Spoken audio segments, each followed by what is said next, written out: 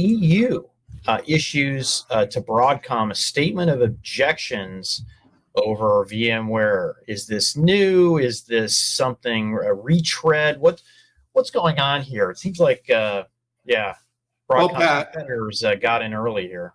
You and I are both tracking this very closely, and this is kind of what I would call a long tail of continued regulator interjections to this deal. This is not going to fly through.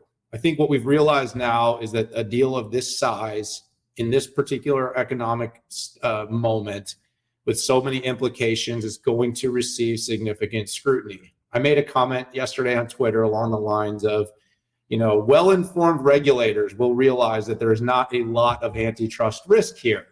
Our friend Ben Baharin came back and sent a tweet back, and he said, well-informed, smirky face. This is the challenge. Regulators right now are almost like they're looking for something to object to, and they're looking for a deal that, shows that they're taking some sort of proactive action. But this, to me, still isn't the right deal. We've been on this show, Pat. This is just another very similar regulator that's coming into what the UK did a few weeks back with comments that suggest that there could be some restriction of competition. I just don't see it. It's not even in the same stratosphere of risk as something like the App Store that has been completely unregulated or minimum regulation. This is enterprise, and there's choice in this space, Pat. Nobody has to use VMware. There's not a single enterprise that is stuck in VMware and can't use anything else. There's so many open source options, between Kubernetes. You can go to Red Hat, you can use SUSE, there's Docker, there's lots of different ways to go multi-cloud. And of course, with some of the legacy technology, this is the Broadcom strategy. The Broadcom strategy is legacy technology gets less investment. They see it to sunset. They price it optimally as a business. And if you don't upgrade or optimize your IT architecture to the newest thing, you might pay more, but that's not necessary. They have to support it. They have to support something that's not really planned to be supported.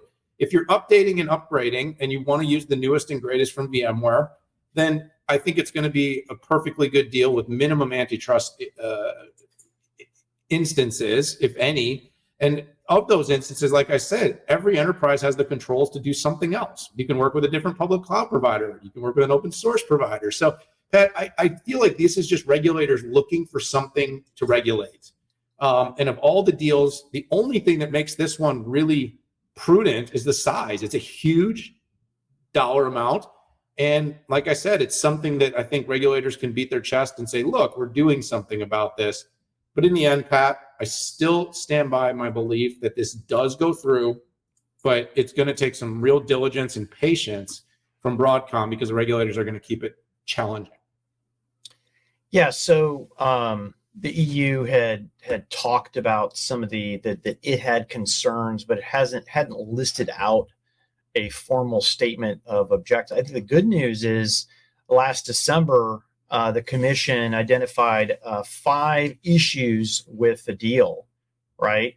But now this latest one is 2. Now, interestingly enough, it's using the same logic of its initial challenge on this one. It took out NICs, but it talked about this foreclosure on 2 kinds of products: fiber channel host bus adapters and storage adapters. So I wrote a piece on this, back in February.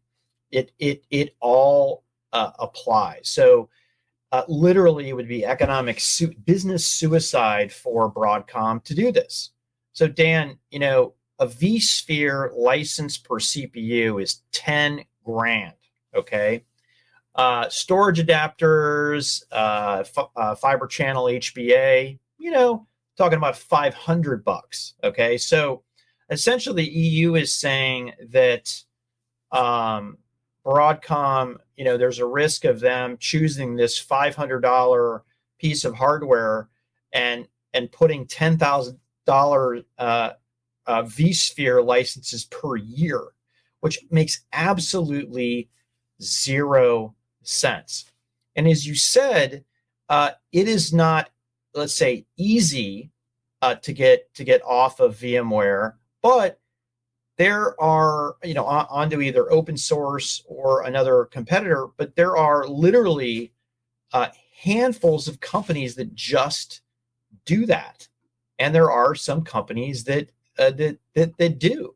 So therefore, the switching cost and time are not necessarily excessive. So and net, if we know or have watched anything about how Broadcom CEO Hock Tan operates, I got the opportunity to talk to a lot of the leadership team.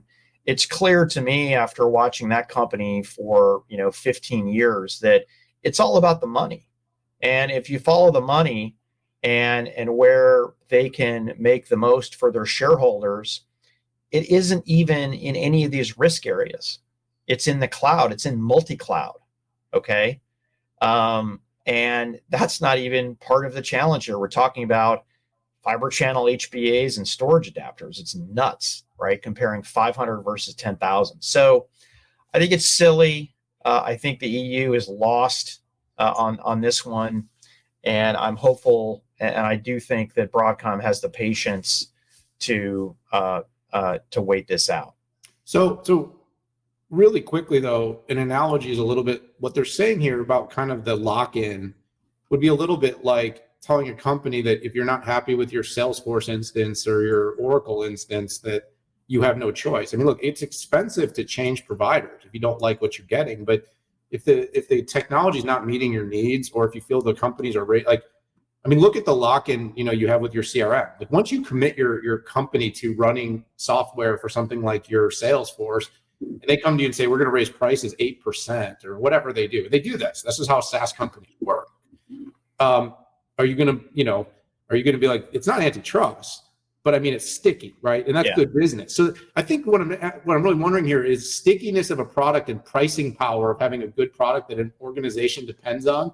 The same thing is using kind of anti-competitive behaviors. If Microsoft Dynamics or Salesforce or SAP raise our prices, is that antitrust?